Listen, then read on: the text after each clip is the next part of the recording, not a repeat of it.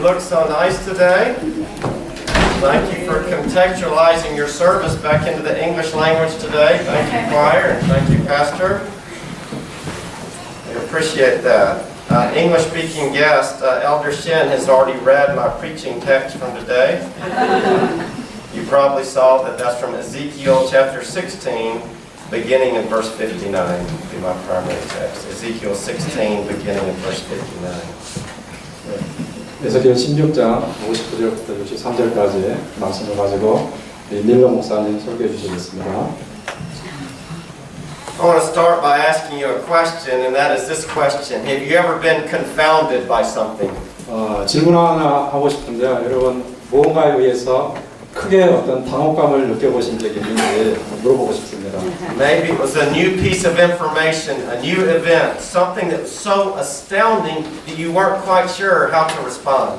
어떤 새로운 정보라든지 어떤 사건을 통해서 여러분 당혹감을 느꼈는지, 그래서 그것이 너무나 놀라가지고 도대체 어떻게 반응해야 될지 모를 정도로 여러분 그렇게 당혹감을 느껴보신 적이 있습니까? I have a second question for you, and that's this. Have you ever been confounded by God's amazing grace? 두 번째 질문은 하나님의 그 은혜로 여러분들이 크게 당황해 보신 적이 있는지, 당혹감을 느껴보신 적이 있는지 물어보고 싶습니다.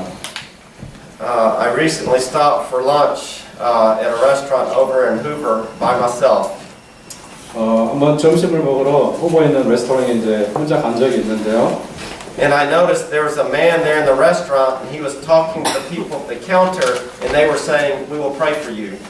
한 사람을 봤는데 이렇게 밥을 먹고 카운터에 갔는데 그 사람들이 기도해 준다고 이렇게 말한 적이 있습니다. And then he sat there at the table all by himself, and as I stood up to leave, I could notice this man was hurting. Something was wrong with him. 제가 밥 먹고 나가려고 그러는데 그 사람을 보니까 굉장히 뭔가 이렇게 심적으로 힘들어하는 것 같아서 좀 이렇게 And as 다가왔어요. I sought to greet him and just say hello, he just let me know that he was hurting, and I showed some interest, and he quickly let me know that he was going through a divorce. 가서 인사를 했는데 자기가 힘들다고 얘기하면서 지금 이혼 소송을 이렇게 하는 중이라고 이제 얘기를 하는 것 같았습니다. And this man was just really distraught, so I sat down with him and began to listen and tried to empathize with his difficult situation. 보니까 마음이 굉장히 산란한 것 같아서 제가 떠날 수가 없어서 앉아가지고 같이 그 사람의 처지를 생각하면서 좀 제가 대화를 걸었습니다. We talked for a while, and then in time, I was able to declare the gospel to him about as clearly as I know how to declare the gospel. 얘기를 하면서 제가 그 짧은 시간에 제가 할 수 있는 한 최선을 다해가지고 이 복음을 간략하게 이 사람에게 전했습니다. And we talked back and forth some, but then he basically concluded, and he said this to me. He said, "I don't see how a person can live their whole life and basically do whatever he wants to, and then at the end of his life believe on Jesus and be saved and forgiven." I really understand that. 이 사람이 그 말하는 것은 사람이 아무리 노력하고 원해도 자기 인생을 헤쳐나가는 것이 좀 쉬운 것 같지 않고 결국에 예수님을 이렇게 받아들이고 구원받는 것도 사실 쉬운 것 같지 않다고, 자기는 믿을 수 없다고 그런 얘기를 했습니다. You know, I've heard that objection before, and I understand what people are saying, but it does seem to me that once someone says that, they have an improper understanding of the depth of their own sin and the majesty of God's grace. 그 사람의 말을 조금 이해가 갔지만은 사실상 그 사람이 하는 그런 말의 어떤 사고방식을 보면은 우리 자신의 어떤 죄의 깊이, 그리고 그 하나님의 은혜의 그 장엄함에 대해서 제대로 알지 못하기 때문에, 제대로 이해하지 못하기 때문에 그런 얘기를 한다고 저는 생각을 합니다. In that mentality, it seems to presume a works righteousness. 그런 사고방식은요, 우리의 행위를 통해서 하나님 앞에 의롭다 인정함을 받으려고 하는 그런 사고방식이라고 말할 수 있습니다. And I think it's possible that the man I was speaking with had simply never been confounded with God's amazing grace.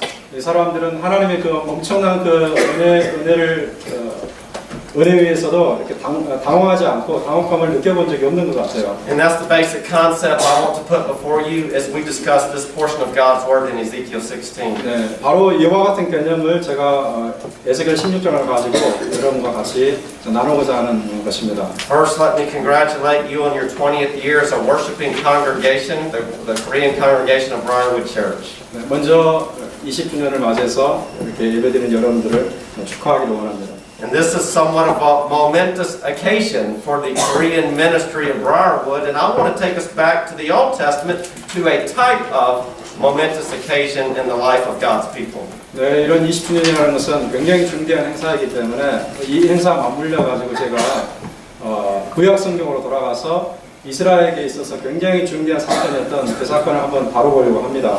The setting in this passage is that the prophet Ezekiel is living in Babylon among other exiled Israelites around 600 BC. And the Lord appears to Ezekiel beside the Chebar Canal and begins giving him prophetic words for the house of Israel. 이 사건의 시대적인 배경은 BC 600년경에 그 에스겔 선지자가 그 당시의 동료 그 이스라엘 백성들과 함께 그 포로로 끌려가서 포로지에 있었는데 그가 그발 강가에 있을 때 하나님께서 그에게 나타나셔서 예언의 메시지를 이스라엘 자손을 위한 예언의 메시지를 주셨습니다. At this point, the holy city of Jerusalem is still viable. It has not been destroyed yet by the Babylonians, but destruction is on the way. 네, 이 당시에 그 거룩한 도성 예루살렘은 완전히 멸망하진 않았지만 파멸이 지금 다가오고 있는 그런 때였습니다. The spiritual state of the city of Jerusalem was horrible because the Israelites had sold themselves out to other nations and to foreign gods. There was lots of idolatry and the situation had become chronic. 이 당시에 이스라엘의 영적인 상태는 굉장히 끔찍했는데요. 왜 그러냐면 이 사람들이 자기 자신을 이방 신들에게 이렇게 팔아버리고 이방 민족들을 의지하고 이런 영적인 간음 그리고 우상 숭배에 빠져 있었기 때문이었습니다. But God is still going to do something very special for His people. Look with me back at Ezekiel chapter 11. 그럼에도 불구하고 하나님께서는 이 백성을 위해서 특별한 일을 지금 하고자 하시는데 이것이 에스겔 16장에 나와 있습니다. Pastor, read verses 17 to 19. 네, 제가 chapter 11. Yes. 예, 제가 에스겔 11장 17절부터 19절까지 한번 읽어드리겠습니다. 성경 에스겔 11장 17절에서 19절. 너는 또 말하기를 주 여호와의 말씀에 내가 너희를 만민 가운데서 모으며 너희를 흩은 여러 나라 가운데서 모아내고 이스라엘 땅을 너희에게 주리라 하셨다 하라. 그들이 그리로 가서 그 가운데 모든 비운 물건과 모든 가증한 것을 제거하여 버릴지라. 내가 그들에게 한 마음을 주고 그 속에 새 영을 주며 그 몸에서 돌 같은 마음을 제거하고 살처럼 부드러운 마음을 주며. 아멘. What we find in the book of Ezekiel is these prophecies of doom and prophecies of hope, and they're going back and forth. 네, 우리가 에스겔서에서 발견하는 것은 뭐냐면요, 그 파멸의 그 예언, 그러니까 멸망의 예언 그리고 소망의 예언이 이렇게 서로 교차적으로 왔다 갔다 한다는 것입니다. By the time we get to chapter 16, the Lord is speaking about Israel as his bride, and He has spread His garment over her. You can see that in chapter 16, verse 8. 우리가 그 에스겔 16장에 보면은 그 특별히 8절에 나타나는데 하나님께서는 이스라엘 백성을 어떻게 생각하시냐면은 자기의 신부로 생각하시면서 그들 위에 자기의 겉옷을 이렇게 덮으셨다고 말씀하십니다. Yeah, Israel is Israel is actually an unfaithful bride, and is even described as a prostitute. 이스라엘은 하나님의 신부이긴 하지만은 신실치 못한 그래서 창녀로 이렇게 언급이 되는 그런 족속입니다. Jerusalem was no ordinary prostitute, but actually a different kind of prostitute, and you can see that by looking at verses 30 through 33. 30절부터 33절에 보면은 그 예루살렘이 어떤 창기이긴 한데 보통 창기가 아니라 좀 다른 종류의 창기라고 이렇게 일컬어집니다.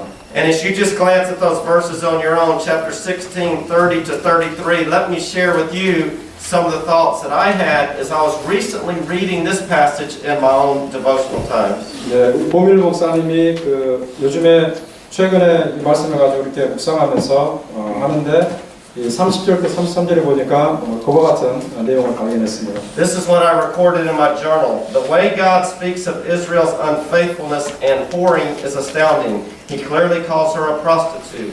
Why? Because of her idolatry. He says how lovesick is your heart. Yeah, but she was a different type of prostitute. She actually bribed those who came to her. She was worse than her sister Sodom, and she even made Samaria appear righteous. 예, 밀로 목사님이 자기의 이렇게 묵상하면서 일기장에 이제 기록한 것을 이렇게 나누고자 하는데 어떻게 기록했냐면은 이스라엘의 그 신실치 못함과 이스라엘의 그 창기 짓에 대해서 그 하나님께서 그 말씀하시는 방식이 굉장히 놀랍다고 얘기를 하고 있고요. 그리고 하나님께서 이 이스라엘을 창녀로 말씀하시는데 왜 그러한가? 다름 아니라 우상 숭배 때문에 그런 것입니다. 하나님께서 이 우상 숭배를 생각하시면서 이스라엘에 대해서 말하는 것이 너희들의 마음이 어떻게 그렇게 이 상사병으로 병이 들었느냐? 그러나 이 사람들의 창녀 짓은 다르다고 얘기를 했었죠. 다른데 어떻게 다르냐면은 자기들에게 오는 그 사람에게 뇌물을, 돈을 준다는 거죠. 그래서 예루살렘의 죄는 자기의 노예인 소돔보다 더 악하고 더 심각하고 오히려 사마리아의 죄를 좀 더 의롭게 이렇게 보이게 하는 그 정도로 악하고 심각하다는 것입니다. I think you just expanded on my sermon. So as I read through this chapter in my personal devotional time, I was struck at just how bad Israel had gotten. 이런 묵상하면서 이스라엘의 죄가 얼마나 끔찍한지 정말 전 너무나 놀랐습니다. The descriptive language that God uses about Israel is very vivid, and it paints this picture of an adulterous people who had put their trust in other nations and had taken on their idols. 하나님께서 이스라엘에 대해서 이렇게 사용하시는 그 단어를 보면은 그 표현법으로 보면 굉장히 생생하고 이 사람들의 어떤 간음하는 그런 행위에 대해서 마치 그림을 보여주듯이 그렇게 생생하게 하고요. 그래서 왜 그러냐면 이 사람들이 다른 민족을 의지했어요. 다른 민족을 의지하고 그리고 이 가증한 우상 숭배를 했기 때문에 하나님께서 그러한 부분들을 굉장히 세밀하게 상세하게 이렇게 말씀하십니다. And if you'll just glance down there in chapter 16, you'll see that this is seen all throughout the chapter. 16장에 이런 내용이 전체 이렇게 걸쳐 나오고 있습니다. What I want us to consider just in our brief time together today is the astounding nature of God's covenant commitment to His people, even though they had been so adulterous. 제가 여기서 이런 것 같이 나누고자 하는 것은 짧게 나누고자 하는 것은 그 하나님께서 그 자기 백성에 대해서 하시는 그 언약의 헌신의 그 엄청나게 놀라운 본질에 대해서 비록 그들이 하나님 앞에 신실치 못하다 할지라도 하나님께서 그들을 얼마나 뜨겁게 사랑하시는지 그 언약의 헌신을 이렇게 그 본질을 한번 보고자 한다는 것입니다. So let's consider how God reveals Himself. Looking at verse 59 and following, first of all, we see that God deals with covenant breakers. 하나님께서 자기 자신을 이렇게 드러내는 것을 보면은 59절에서 63절에 보니까 먼저 하나님께서는 그 언약 파기자들, 언약을 깨뜨린 자들을 다루고 계십니다. Sin carries consequences, and in the case of Jerusalem, this holy city, doom is coming. The nation broke the covenant and would experience the consequences. You recall Deuteronomy chapter 28, these curses for breaking the covenant given through Moses on the plains of Moab 800 years earlier. 죄라는 것은 필연적인 결과를 수반하는 것인데요. 이스라엘의 그 경우에 있어서는 이것이 예루살렘의 파멸로 예정이 되는 것입니다. 이 민족이 지금 하나님의 언약을 깨뜨렸고 지금 그 죄의 결과를 경험할 것인데 이 죄의 결과는 어디에 나타나냐면요. 이때보다 800년 전에 모세가 모압 평지에서 줬던 그 예언인데 신명기 28장에 나오는 그 예언, 신명기 28장에 나오는 예언 그대로 예루살렘 이스라엘 백성들이 죄를 지어서 그 필연적인 결과로 그 파멸을 앞두고 있다는 사실입니다. In the same manner, God deals with sins today. 유사하게 하나님께서 오늘날에도 이런 죄를 다루시죠. A second point from this passage is that God does not forget His former promises. 두 번째 생각할 것은 하나님께서는 자기가 이전에 하셨던 약속을 기억하신다는 것입니다. Again, chapter 16, verse 60, he says, Yet I will remember my covenant with you.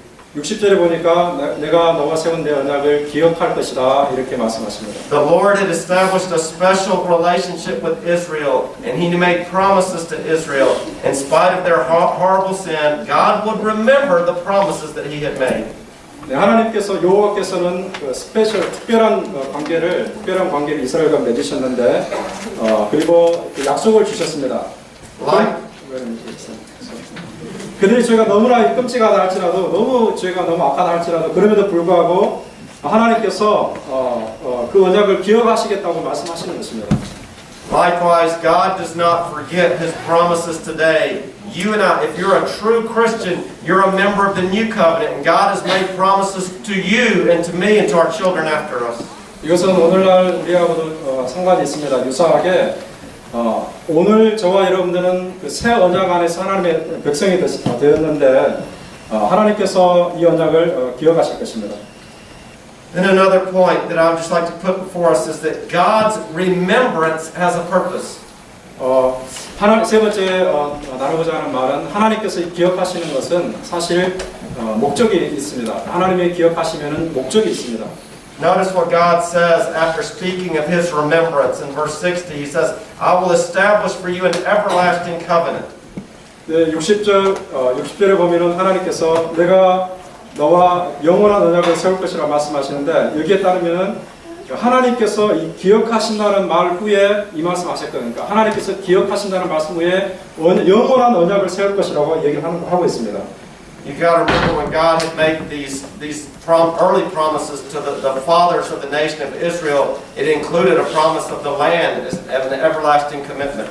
하나님께서 과거에 이스라엘 조상들과 언약을 세우셨잖아요. 그런데 그 언약은 이 가나안 땅을 그들에게 영원한 기업으로 주시겠다는 그런 언약이었습니다. It seems to me what God is doing through Ezekiel is even making it clear that the covenant is everlasting in nature. 제가 생각하기에는 하나님께서 에스겔에게 하시는 것은 그와 같은 이 영원한 언약의 그 본질을 좀 더 명확하게 이렇게 하시는 것입니다. God has made these promises to His people, and He will not forget the promises. The covenant, the everlasting nature of the covenant is being affirmed. 하나님께서 세우신 언약을 기억하지 않으시고 그래서 그 언약의 영원성이 지금 확증이 되는 거죠. God's promises will continue. 하나님의 언약은 계속해서 진행될 것입니다. And He says to them that you shall know that I am the Lord. Verse 62. 62절에 보면 하나님께서 이스라엘에게 말씀하시기를 너희들이 내가 여호와임을 알게 될 것이다 이렇게 말씀합니다. In the same manner, God's amazing grace to His people today is to help us to know, to establish us in the knowledge of Him. 이와 유사하게 하나님께서 오늘날 우리가 세우신 언약도 사실은 우리가 하나님을 알도록 하는데 하나님을 알도록 하는 그 목적으로 이끌어가는 것입니다. And God's remembrance is designed to engender in us remembrance of what He has done for us. 하나님께서 기억하시는 것은 사실 우리 편에서도 뭔가를 기억하도록 만들어내십니다. Verse 61, that you may remember and be confounded. 61절에 보니까 너희들이 기억하고 크게 당황할 것이다 이렇게 말씀합니다. Well, what are we to remember? 우리가 뭐를 기억해야 되죠? Well, let's talk about the Israelites for just a moment. For the Israelites, they were to remember that they would be restored and that God would do a great thing among them even though they had committed all this idolatry. 먼저 그 이스라엘 편에서 생각하면은 이스라엘이 회복이 될 것인데 하나님께서 은혜를 베푸시는 그 측면을 생각할 수 있습니다. God had just been speaking about them and that their sins were so bad that they were worse than Sodom and Samaria. 이들의 죄가 너무 심각해서 사실은 소돔과 사마리아 죄보다 훨씬 더 심각한 것입니다. But it's these same ones that are going to become the daughters of Jerusalem. 이들이 사실은 예루살렘의 딸들이 된다고 이렇게 말씀합니다. Oh, the tremendous, the astounding grace of God as seen in this passage. 그럼에도 불구하고 하나님께서 그들에게 베푸시는 이 은혜를 생각하니까 이것이 얼마나 엄청난 것인지 엄청난 은혜인지 우리 생각할 수 있는 거죠. But it's verse 62 and the first part of 63 is the one that really stood out to me. 62절과 23절에 62절과 23절 그 상반절을 보면요. 잘 읽어보겠습니다. 내가 내게 언약을 세워 내가 여호와인 줄 내가 알게 하리니 이는 내가 너의 모든 행한 일을 용서한 후에 내가 기억하고 놀라고 부끄러워서 이 구절을 읽을 때 저는 굉장히 어떤 큰 감동을 받았습니다. And this is after I read this, and it just really stood out to me. This is what I wrote in my journal. That through all their rebellion and through all their sin, God says, I will remember my covenant with you in the days of your youth, established with you an everlasting covenant, that you may remember and be confounded. Wow, the unstoppable commitment of God. 네, 이 말씀이 좀 감동이 돼서 제가 이렇게 여기에 이렇게 적어놓은 글이 있는데요. 예루살렘의 그 심각한 반역에도 불구하고 하나님께서 이렇게 말씀하신다는 거죠. 너희 어렸을 적에 내가 언약을 세웠는데 그 언약을 내가 기억할 것이다. 그리고 또 다른 영원한 언약을 너와 세울 것이다. 그리고 너는 그것을 기억하고 그것 때문에 엄청나게 당황하게 되고 당혹함을 느낄 것이다. 이 하나님의 놀라운 그 멈추지 않는 그 헌신, 이것이 여러분 놀랍지 않습니까? Likewise, as partakers of the new covenant, there's a place for us to remember and to be confounded. Have you been confounded? 네, 우리는 사실 새 언약의 사람들인데 이것이 우리에게도 해당이 되는 것입니다. 여러분들이 기억하고 놀라라는 거죠. 여러분들이 한번 언젠가 또는 여러분들이 당황하고 당혹감을 느낀 그런 적이 있는지요? To be able to be aware of the depth of our sins and then to be repentant, to have an attitude of repentance for the way that we have rebelled against God. 네, 우리는 우리의 죄가 얼마나 깊은지 알아야 되고 우리에게 구세주가 필요한 그 필요성을 알아야 됩니다. 그리고 우리가 하나님 앞에서 행한 하나님을 기쁘시게 드리지 못했던 그것에 대해서 우리는 회개하는 마음을 가져야 됩니다. Yet at the same time, to have an attitude of gratefulness for all that God has done for us in Christ. 그러나 우리가 여기서 그쳐서는 안 되고요. 동시에 우리가 하나님께서 베푸신 은혜를 생각하면서 그것에 대해서 엄청나게 감사하는 감사함을 우리가 느껴야 됩니다. Several years ago, I took a course, a kind of a course that was designed for Christian discipleship. 몇 년 전에 제가 신학교에서 크리스천 디사이플십, 기독교 제자도에 대한 강의를 들은 적이 있는데요. The authors made this point that the more one comes to understand his own sin, then the bigger becomes his view of the cross. 예, 그분이 하신 말씀이 이런 거였습니다. 우리가 우리의 죄의 깊이를 더 깊이 느끼면 느낄수록 예수님의 십자가가 훨씬 더 커진다는 사실이죠. Bible commentator Ralph Alexander, in commenting on this passage, says many believers today tend to forget what Christ has done for them on the cross.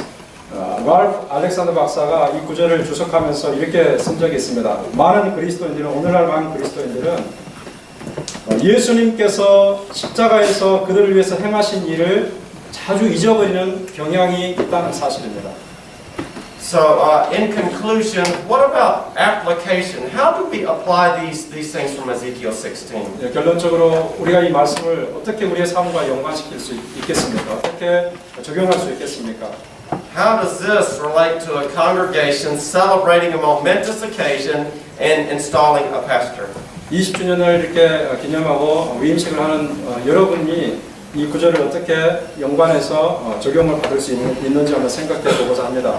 Again, when I read the passage, I was somewhat confounded by what God says He would do for these people after the horrible things they had done.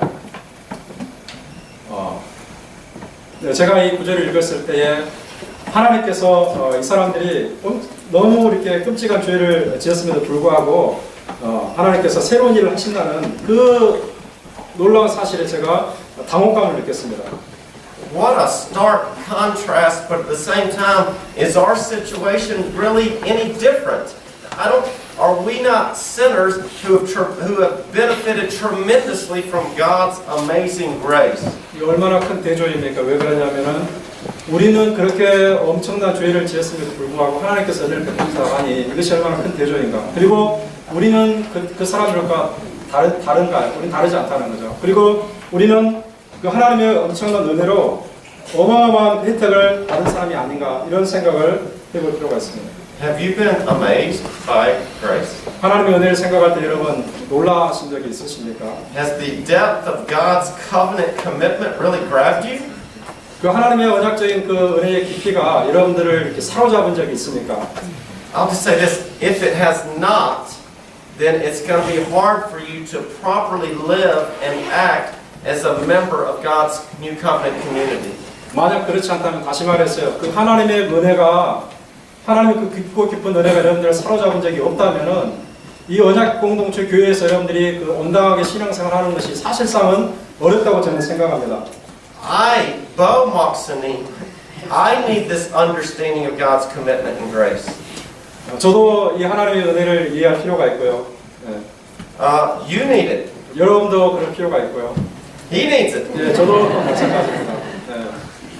And I would encourage Pastor Kim at this time of your installation to seek to be confounded by God's grace. 위임식을 하는 이 김 목사가 그 하나님의 은혜의 그 엄청난 그 은혜에 의해서 크게 한번 당혹감을 느껴봤으면 좋겠습니다.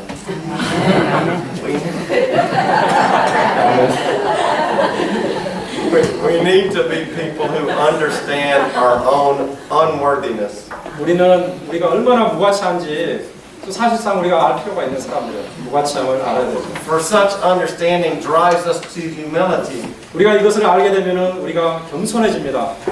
Confounded people can forgive others because they understand how much they've been forgiven. 이렇게 하나님의 은혜에 당혹감을 느끼는 사람들은 다른 사람 용서할 수 있는데 왜냐하면은 그 사람이 그 하나님의 엄청난 은혜를 깨달았고 그렇기 때문에 그런 거죠. And many other benefits too. 많은 베네핏도 있습니다.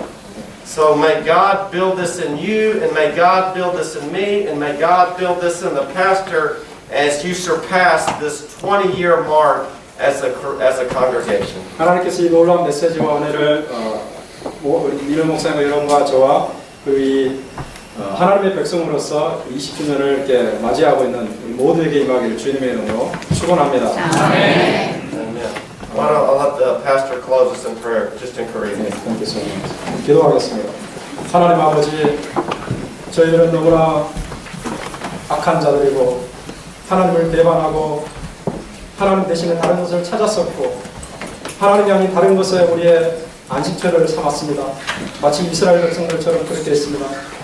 그러나 하나님은 예수 그리스도와 십자가에서 맺으신 그 언약을 잊지 않으시고 우리를 다시 한번 살려내시고 회복시키시고 하늘의 그 기업을 성숙하게 하신 그 은혜를 감사합니다. 아버지 주님의 그 엄청난 은혜에 사로잡혀서 이 땅을 하나님을 기쁘시게 해드리며 하나님의 복음을 위해 살아갈 수 있는 저희들의 삶이 되게 도와주시옵소서.